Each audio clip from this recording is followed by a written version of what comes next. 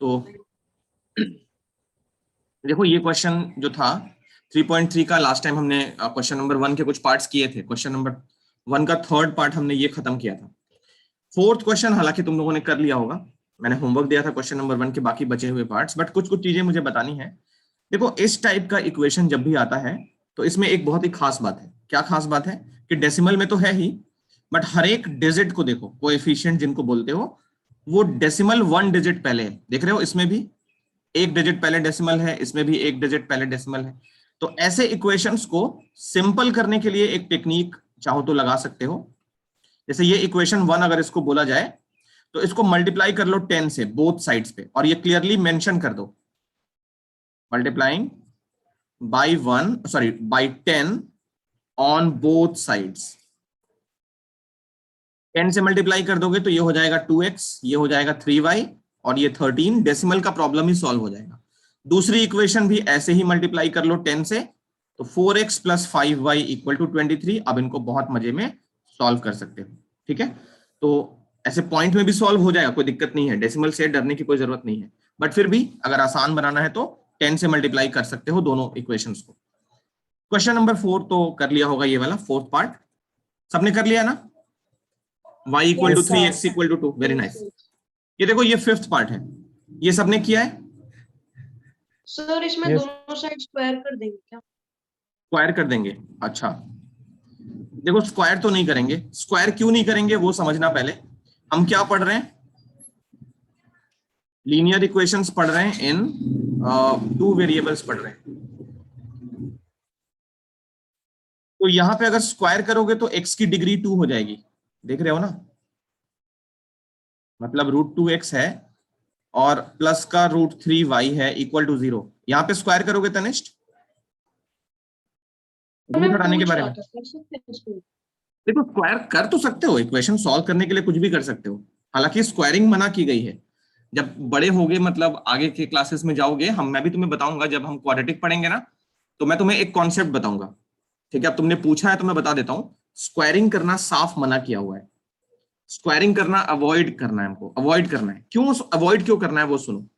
देखो स्क्वायरिंग जब नहीं करते हैं तो कैसा होता है, जैसे मान लो ये एक इक्वेशन है x = -2। बहुत ध्यान से सुनना, स्क्वायरिंग क्यों मना किया वो समझा रहा हूं मैं। x = -2 एक इक्वेशन है, या ऐसा इक्वेशन है, मान लो x + 2 = 0। तो इसको सॉल्व करके ये सॉल्यूशन मिल गया। ये कैसा इक्वेशन था चेक करो, ये लीनियर इक्वेशन था, लीनियर इक्वेशन था ये। अब किसी ने क्या किया, इसको स्क्वायर कर दिया। तो स्क्वायर करके क्या हो गया, x² = 4। अब ये बन गया क्वाड्रेटिक।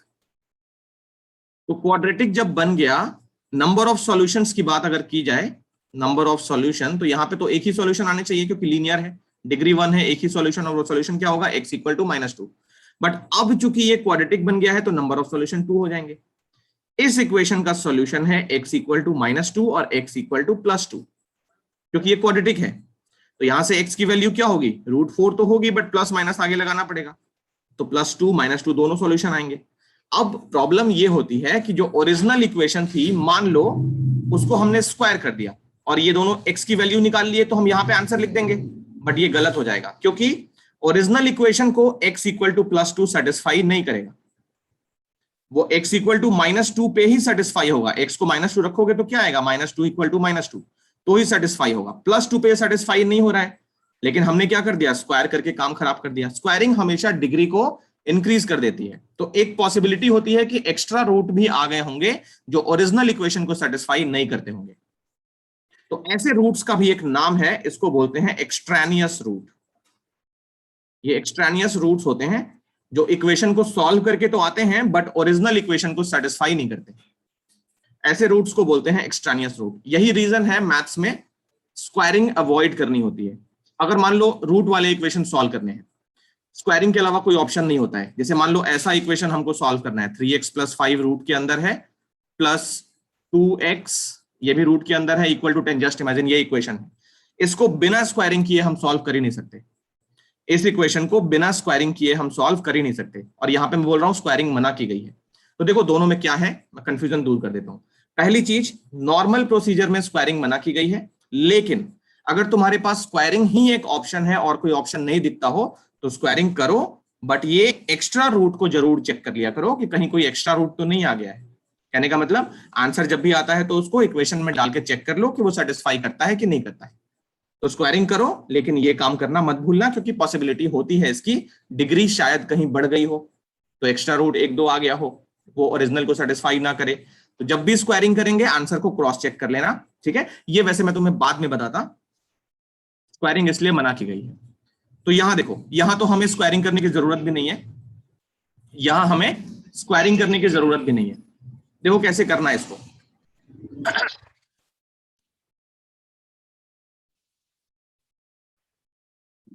देखो अगर यहाँ पे स्क्वायरिंग कर दोगे तो क्या हो जाएगा, वैसे कर दोगे तो ये हो जाएगा 2x² हो जाएगा, और ये a + b का होल स्क्वायर एक्सपैंड होगा, आई होप सबको पता है।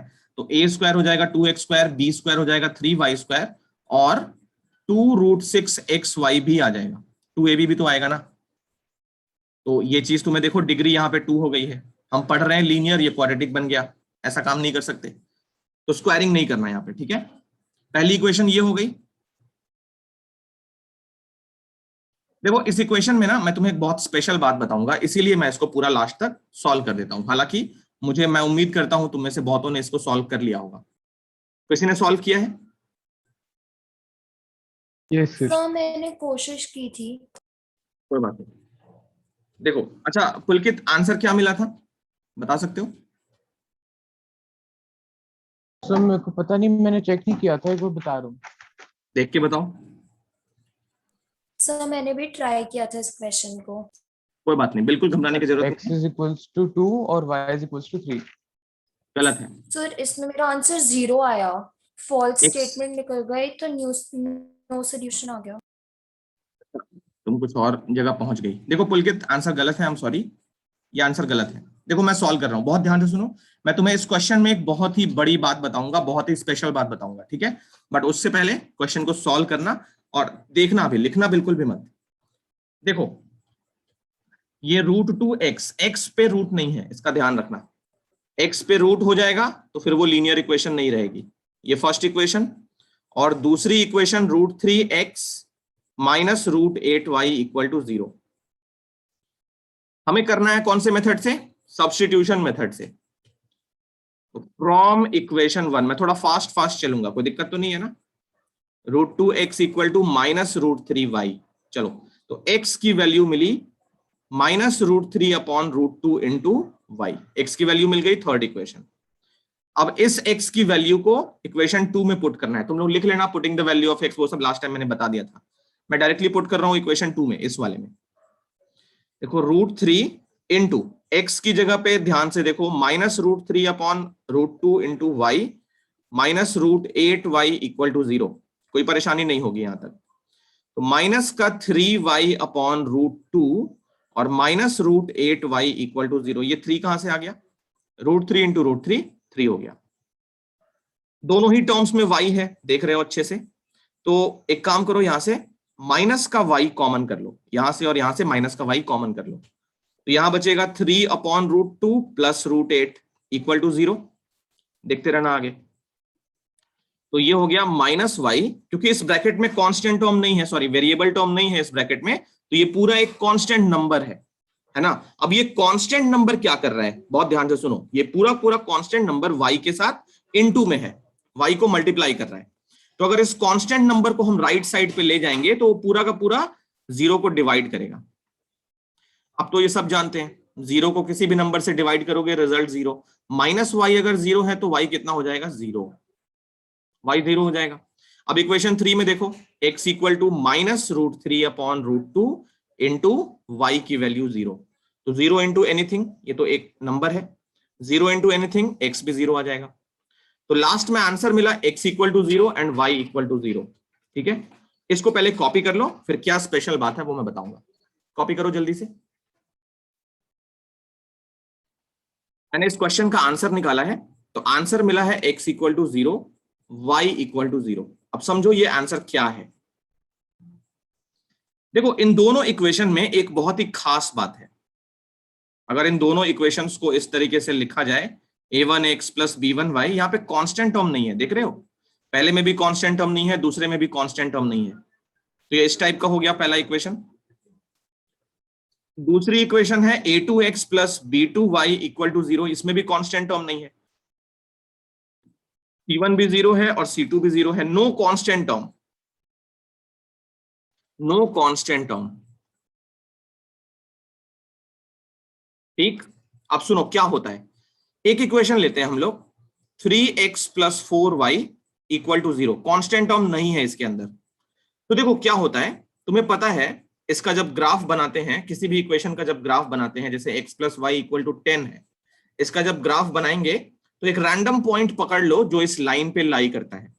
मान लो ये पॉइंट हमने ले लिया, जो इस पॉइंट पे मैंने बनाया है जानबूझ के इस पॉइंट को। तो इस पॉइंट का अगर x कोऑर्डिनेट मैंने देखा और वो मुझे मान लो 4 मिल गया, तो इस पॉइंट का y कोऑर्डिनेट गारंटी के साथ बता सकते हैं कि वो 6 होगा, क्योंकि ये पॉइंट अगर इस लाइन पे लाई कर रहा है तो उसके कोऑर्डिनेट्स इसके इक्वेशन को सेटिस्फाई करेंगे। ये पॉइंट की प्रॉपर्टी होती है, क्योंकि ये पॉइंट क्या होता है, इज अ सॉल्यूशन होता है। पॉइंट का जो कोऑर्डिनेट है वो सॉल्यूशन होता है। अब देखो ये लाइन अगर तुमने प्लॉट कर दी, क्योंकि इसमें कांस्टेंट टर्म नहीं है, कोई मुझे बताए ओरिजिन का कोऑर्डिनेट क्या होता है, 0,0 होता है।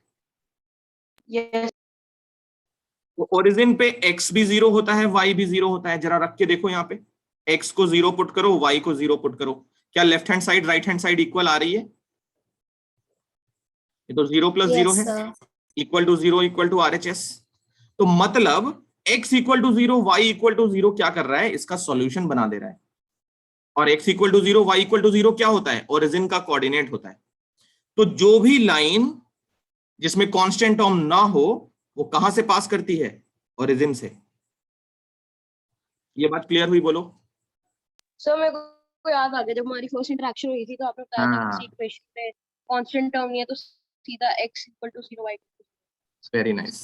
तो जिस भी लाइन के इक्वेशन में कांस्टेंट टर्म नहीं होता है वो कहां से पास करती है, ओरिजिन से। देखो ऐसा अगर होता 3x प्लस 4y, यहाँ पे कोई कांस्टेंट नंबर 3 रहता या 2 रहता, कुछ भी रहता, तो क्या ये x इक्वल टू 0 और y इक्वल टू 0 इसका सॉल्यूशन होता? कभी नहीं होता। पहला टर्म तो 0 हो जाएगा x को 0 पुट करते ही, दूसरा टर्म भी 0 हो जाएगा, बट ये 2 बच जाएगा, और RHS पे 0 कभी भी इक्वल नहीं है। तो इस कांस्टेंट टर्म की वजह से ये 0 के इक्वल नहीं बन पाएगा। तो जिस भी लाइन के इक्वेशन में कांस्टेंट टर्म अगर आ जाती है तो वो कभी भी ओरिजिन से पास नहीं कर सकती है। ओरिजिन से पास वही लाइन करती है जिसके इक्वेशन में कोई भी कांस्टेंट टर्म ना हो। तो अगर इस लाइन के, अब देखो फर्स्ट लाइन ये वाली है, इसमें कोई भी कांस्टेंट टर्म नहीं है, तो इस लाइन का जब ग्राफ बनाओगे तो वो कुछ ऐसा बनेगा ओरिजिन से पास करता हुआ। जरूरी नहीं है फर्स्ट और थर्ड में पास करे, वो किसी और क्वाड्रेंट से भी पास कर सकती है। और जब दूसरी लाइन का इक्वेशन प्लॉट करोगे इस वाले को ब्लैक से, तो वो हो सकता है ऐसा कुछ बन जाए, क्योंकि पास तो इसको भी ओरिजिन से करना है और इसको भी करना है। अब तुमने सीखा है अच्छे से कि दो लाइंस मैक्सिमम एक ही प्लेस पे इंटरसेक्ट कर सकती है, अगर वो दोनों अलग अलग लाइंस हैं तो। कोइंसिडेंट लाइंस में तो पता है ना, डिपेंडेंट लाइंस होती है वो, तो उसकी बात नहीं कर रहे हैं हम लोग। अगर दो लाइन इंटरसेक्टिंग है, क्योंकि यहाँ पे चेक करोगे ना, a1 by a2 is not equal to b1 by b2 मिलेगा। Okay, √2 by √3 is not equal to -√3 upon √8, वो इक्वल नहीं है। तो इसमें क्या मिल रहा है, इंटरसेक्टिंग लाइंस मिल रहा है। अब इंटरसेक्टिंग लाइंस मिल रहा है तो वो एक ही जगह पे कट करेगी, और वो पॉइंट अगर ओरिजिन है तो क्या आंसर हमारा x इक्वल टू 0 और y इक्वल टू 0 नहीं होना चाहिए, ओरिजिन का कोऑर्डिनेट? बोलो। Yes sir. समझ आया सबको आंसर क्यों 0,0 आया था? ये ओरिजिन का कोऑर्डिनेट है। ठीक है, अब इसको हम लोग नोट डाउन करके लिखेंगे, नोट करके लिखेंगे। ठीक है, तो इस क्वेश्चन के जस्ट नीचे मैं एक नोट करके लिखवाता हूं। लिखो, नोट करके मैं डिक्टेट करता हूं।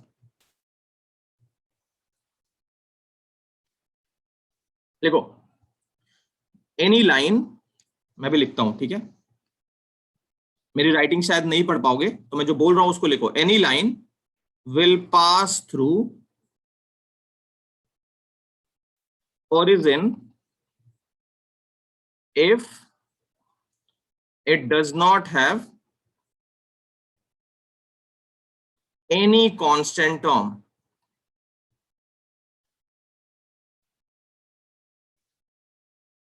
Here both equation 1 and 2, इस वाले को equation 1 ट्रीट करो, इस वाले को equation 2, both equation 1 and 2 will pass through origin therefore the solution is actually the coordinates of origin.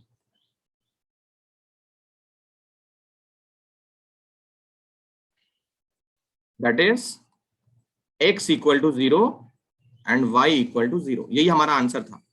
अब देखो इस पे ऑब्जेक्टिव क्वेश्चन कैसे कैसे पूछ सकते हैं, बस तुम्हें ये बात ध्यान रखनी है. हमारे बोर्ड एग्जाम में एक क्वेश्चन आया है, मान लो 3.937x, मतलब अजीबोगरीब कोएफिशिएंट रहेगा, प्लस 37/92.5y. मैं जितना गंदा कोएफिशिएंट लेना चाहता हूं ले सकता हूं. ये पहली इक्वेशन दे दी. और दूसरी इक्वेशन देखो कैसे मिल रही है, 35.3 पे बार x minus 297.283y equal to 0. तुम्हें इसका सॉल्यूशन निकालना होगा. पहला ऑप्शन मान लो मैंने दे दिया है x equal to 1, y equal to -1. Option B x equal to 0, y equal to 3. Option C x equal to 2, y equal to 0. Option D x equal to 0, y equal to 0. किसको tick करोगे बताओ जल्दी से. Sir option D. Option D बिना देर किए. अब सोचो जिसको ये बात पता नहीं होगी वो बेचारा क्या करेगा, इसको सॉल्व करने जाएगा और शायद 2-3 साल में आंसर निकालेगा.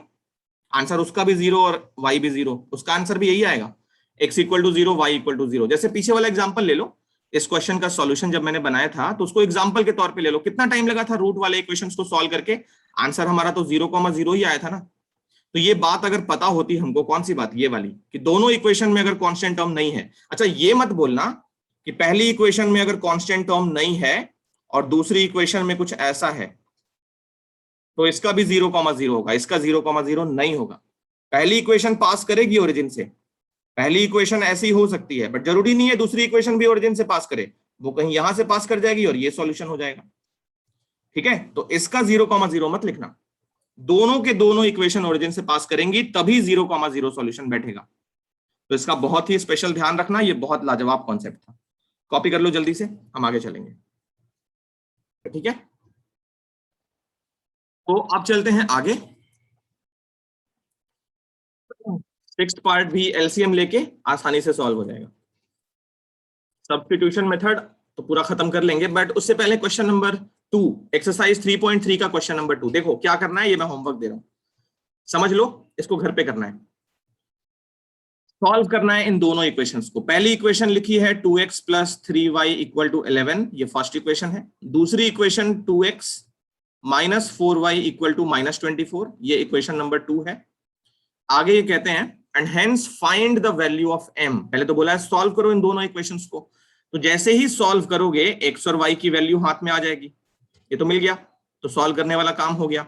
आगे ये कहते हैं hence find the value of m for which y = mx + 3. अब देखो x और y तुम्हें मिल चुका है.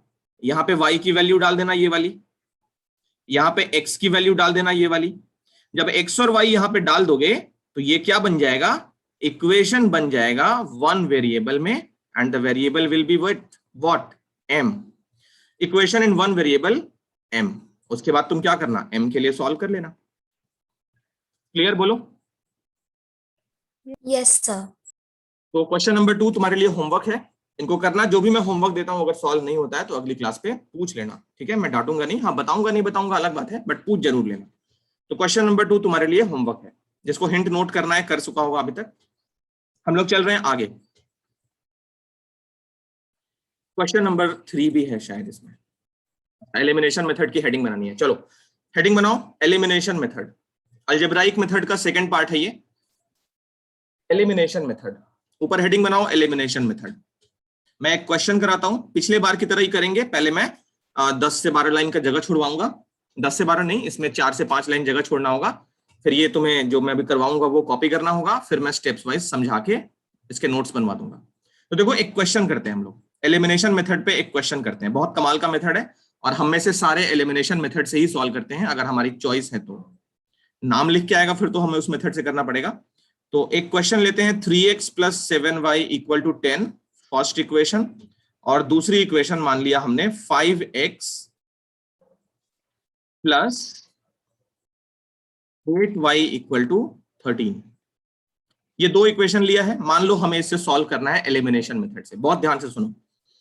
देखो, कोई भी मेथड यूज करना हो तो हमारी फाइनल इंटेंशन, हमारी कोशिश ये होती है कि हम इस टाइप का इक्वेशन ट्रांसफॉर्म करें, linear equation in one variable, ताकि वो वेरिएबल निकाला जा सके। अब एलिमिनेशन मेथड यूज करके ये काम कैसे होगा, सुनो। पहली बात तो ये दिमाग में बिठाओ कि किसको एलिमिनेट करना है। पिछले क्वेश्चन में क्या था, हमने सब्स्टिट्यूट किया था वैल्यू को।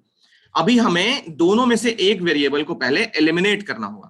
तो जब दोनों में से एक वेरिएबल एलिमिनेट हो जाएगा तो बचा हुआ एक ही वेरिएबल रहेगा, फिर इस टाइप का इक्वेशन बन जाएगा, उसको सॉल्व कर लेंगे। तो पहले तो हम ये डिसाइड करें किसको एलिमिनेट करना है, एक्स को कि वाई को। मैंने ये कोशिश की है कि मुझे वाई को एलिमिनेट करना है, तुम एक्स को भी कर सकते हो, कोई टेंशन नहीं है। तो वाई को एलिमिनेट करना है। रूल क्या है समझो। इन दोनों इक्वेशंस में पहले तुम्हें y के कोएफिशिएंट्स को इक्वल करना पड़ेगा, क्योंकि हमने y को एलिमिनेट करना डिसाइड किया है। तो y के कोएफिशिएंट को इक्वल करो पहले। इक्वल करने का रूल क्या है वो सुनो। पहली इक्वेशन में मल्टीप्लाई कर दो दूसरी इक्वेशन के y के कोएफिशिएंट से, यानी कि 8 से, और दूसरी इक्वेशन को मल्टीप्लाई कर दो पहली इक्वेशन के y के कोएफिशिएंट से, यानी 7 से। मतलब कोएफिशिएंट्स का इंटरचेंज करके, अदला बदली करके मल्टीप्लाई कर दो, और थ्रू आउट मल्टीप्लाई करना, सिर्फ y वाले टर्म को नहीं। तो 8 से इक्वेशन 1 को throughout multiply, 24x plus 56y equal to 80। 7 से multiply throughout, 35x plus 56y equal to 91। अब देखो दोनों कोएफिशिएंट्स इक्वल हो गए। अब यहां तुम्हें मैं 4 रूल बताऊंगा, 4 रूल्स। फर्स्ट रूल, अगर दोनों ही इक्वेशन में जिसको तुमने एलिमिनेट करना है वो दोनों अगर पॉजिटिव हैं तो उन इक्वेशंस को सब्ट्रैक्ट करना होता है। अगर दोनों ही कोएफिशिएंट्स नेगेटिव नेगेटिव हैं तो उनको सब्ट्रैक्ट करना होता है। अगर पहली इक्वेशन का कोएफिशिएंट पॉजिटिव हो दूसरी का नेगेटिव हो तो उनको ऐड करना होता है। बहुत आसान रूल है ये। और पहले का नेगेटिव हो दूसरे का पॉजिटिव हो तो तुम्हें ऐड करना होता है। अब इन चारों का सम मतलब इन चारों की बात 2 लाइन में। फर्स्ट, अगर सेम साइन हो, सेम साइन मतलब दोनों प्लस प्लस हो या दोनों माइनस माइनस हो तो सब्ट्रैक्ट कर दिया करो। और अगर अपोजिट साइन हो, अपोजिट साइन मतलब एक प्लस एक माइनस, तो ऐड कर दिया करो। बस ये रूल ध्यान रखो। अब देखो यहाँ पे हमारे साथ क्या है, 56 भी प्लस का है, 56 भी प्लस का है, दोनों प्लस प्लस हैं, तो सेम साइन वाला रूल लगाओ तुरंत। इन दोनों इक्वेशंस में दूसरी इक्वेशन को सब्ट्रैक्ट करना होगा। सब्ट्रैक्ट करने में साइन चेंज करेंगे तो 35 हो जाएगा नेगेटिव, 56y हो जाएगा नेगेटिव, 91 भी नेगेटिव। दूसरी इक्वेशन के सारे मतलब टर्म्स का साइन चेंज कर लेंगे, क्योंकि सब्ट्रैक्ट करने में साइन वैसे भी चेंज करते हैं। अब देखो नीचे वाली साइन से काम करना है। 56y minus 56y cancel, 24x minus 35x minus का 11x equal to 80 minus 91 minus का 11। देखो एक इक्वेशन बन गया इस टाइप का x में, तो यहां से x निकल जाएगा कितना, -11 अपॉन -11, x की वैल्यू मिल गई 1। x 1 मिल गया, फर्स्ट में सेकंड में कहीं पे भी डाल दो। तो ये सब मैं लिखूंगा नहीं, अगले क्लास से, मतलब अगले क्वेश्चन से। Putting the value of x, तुम लोग अच्छे से प्रेजेंटेशन बनाना। Putting the value of x equal to 1। अच्छा okay, x equal to 1 in equation 1 या 2 जहां मर्जी। तो 3 into 1 plus 7y equal to 10, 7y equal to 7, तो y भी मिल गया 1। लास्ट में answer x equal to 1, y equal to 1। यही था हमारा एलिमिनेशन मेथड। समझ आया बोलो? Yes sir. तो ये बहुत ही बेहतरीन रूल है, मतलब इस रूल का ध्यान रखना। अगर सेम साइन का हो तो सब्ट्रैक्ट करना, अपोजिट साइन का हो तो ऐड करना। मैंने ऐसे भी बच्चे देखे हैं जो हर बार क्या करते हैं, सब्ट्रैक्ट करते हैं। ये काम मत करना, हर बार सब्ट्रैक्ट नहीं होता है। सब्ट्रैक्ट कब होता है, जब सेम साइन हो तब। मैं तुम्हें एक क्वेश्चन और कराऊंगा ऐड करने वाला भी, उसको कॉपी करो पहले,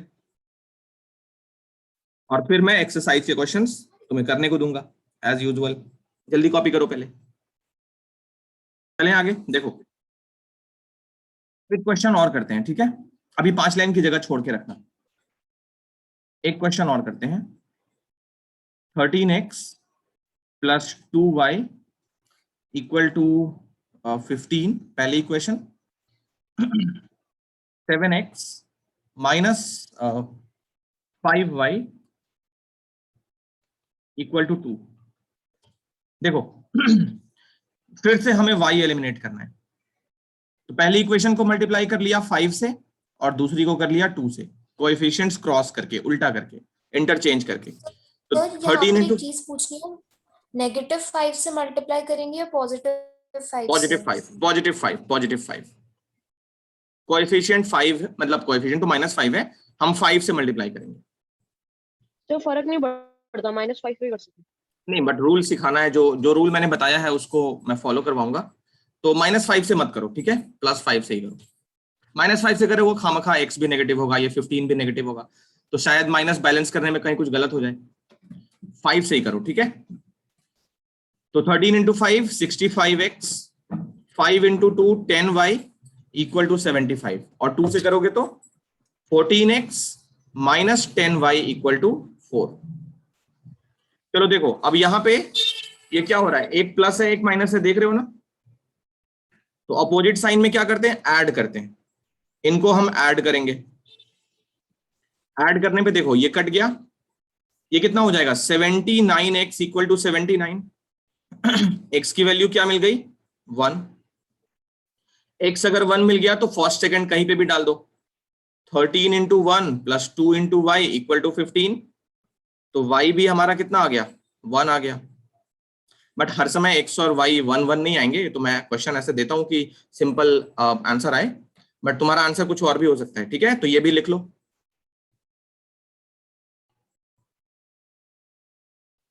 देखो इसके जरा थ्योरी क्या है, लिखने वाला काम थोड़ा कर लो। देखो यही 3 लाइन तुमको लिखनी है, बस यही 3 लाइन लिखनी है। समझ लो पहले क्या लिखा है। ये लिखा है select the variable which you want to eliminate like x और y। दोनों में से क्या एलिमिनेट करना है पहले वो सोच लो। Make the coefficients equal of that selected variable. इसके लिए रूल क्या है, इसके लिए रूल क्या है, कोएफिशिएंट्स को इंटरचेंज करके मल्टीप्लाई कर लो। पहले तो ये पकड़ो किसको एलिमिनेट करना है, और उसके कोएफिशिएंट को इक्वल करने की कोशिश करो। और इस कोशिश के लिए क्या करना होता है, कोएफिशिएंट्स को इंटरचेंज करके मल्टीप्लाई कर देना होता है। Now eliminate that variable by adding और सबट्रैक्टिंग।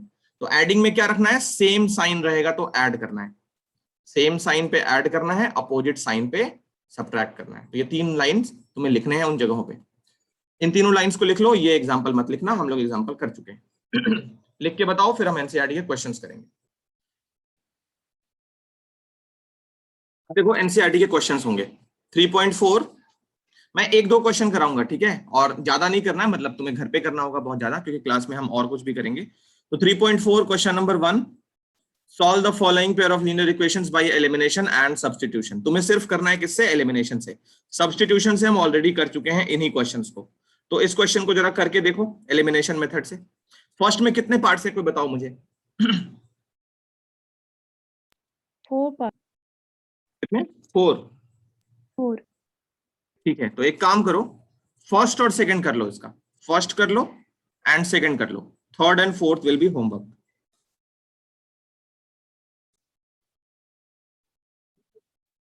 जल्दी करो,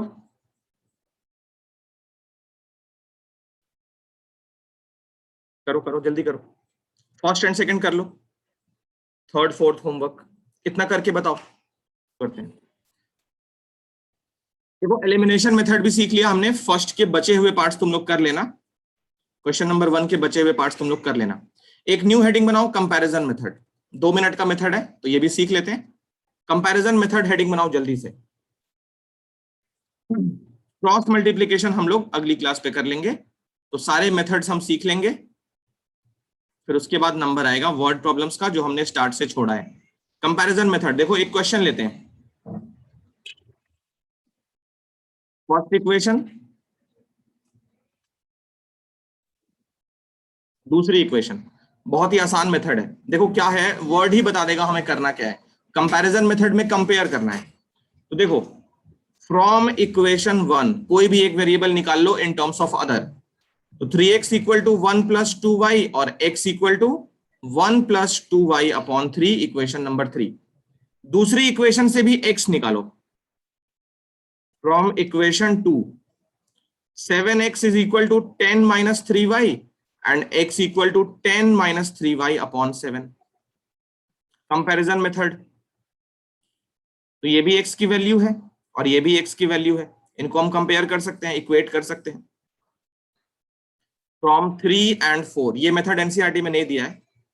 1 + 2y/3 ये फर्स्ट इक्वेशन, थर्ड इक्वेशन से x की वैल्यू है, और 10 माइनस 3y अपॉन 7 ये फोर्थ इक्वेशन से x की वैल्यू है। दोनों आपस में इक्वल होनी चाहिए। क्रॉस मल्टीप्लाई, तो 7 × 1 + 2y, 3 × 10 माइनस 3y, तो ये हो गया 7 + 14y, 30 माइनस 9y। देखो ये 9 इधर आ गया तो प्लस बन जाएगा, ये 7 उधर गया तो माइनस हो जाएगा, तो 14 + 9 हो जाएगा 23y, और ये 7 जाके सब्ट्रैक्ट कर लिया तो 23। y की वैल्यू क्या आ गई? 1। y 1 मिल गया तो फर्स्ट में, सेकंड में, थर्ड में, फोर्थ में कहीं भी डाल दो। फोर्थ में डालते हैं इस वाले में। x equal to 10 minus 3 × 1 upon 7, तो 7/7 x भी 1 आ गया। ये मेथड समझ गए? बोलो। बट ये तो सब्स्टिट्यूशन मेथड ही हो गया एक तरीके से। कहां से? कैसे? नहीं, बिल्कुल भी नहीं। सर अगर हम थर्ड इक्वेशन और फोर्थ इक्वेशन देखें, उसमें हम x की वैल्यू को सब्स्टिट्यूट भी तो कर रहे हैं एक जगह पे। देखो कहने को बोल सकते हो, बट यहां हम दोनों को इक्वेट कर रहे हैं। तुम बोल सकते हो यहां हम x की जगह पे ये डाल रहे हैं, बोल सकते हो, बट एक्चुअली हम लोग इक्वेट भी तो कर रहे हैं, दोनों को इक्वेट भी तो कर रहे हैं यहां से। Fine sir. कहने को बोल सकते हो, कोई दिक्कत नहीं है। अच्छा तुम्हें एक बात पता है, कोई भी मेथड यूज करो, सब्स्टिट्यूशन मेथड के बिना हो ही नहीं सकता। एलिमिनेशन मेथड से भी जब x निकल जाता है तो क्या करते हो? इस वैल्यू को सब्स्टिट्यूट करते हो ना वापस। तो अलग अलग मेथड भले हैं, बट सबका आपस में थोड़ा बहुत कनेक्शन है। ठीक है, ये एक नया था तो इसको भी लिख लो, कंपैरिजन मेथड बोलते हैं इसको। कुछ साल पहले तक, मतलब कुछ साल पहले तक ये तुम्हारे सिलेबस में था। कुछ साल मतलब काफी पहले। स्टेट बोर्ड्स में तो ये होता है, बिहार बोर्ड में ये था सिलेबस में, जहां से मैंने पढ़ाई की है। तो हमारे टाइम पे था बुक के अंदर, बट सीबीएसई में हटा दिया, पता नहीं क्यों। तो ये कॉपी कर लो। आज हम यहीं पे रखते हैं, अगली क्लास पे हम इससे आगे चलेंगे। ये कॉपी करके जा सकते हो।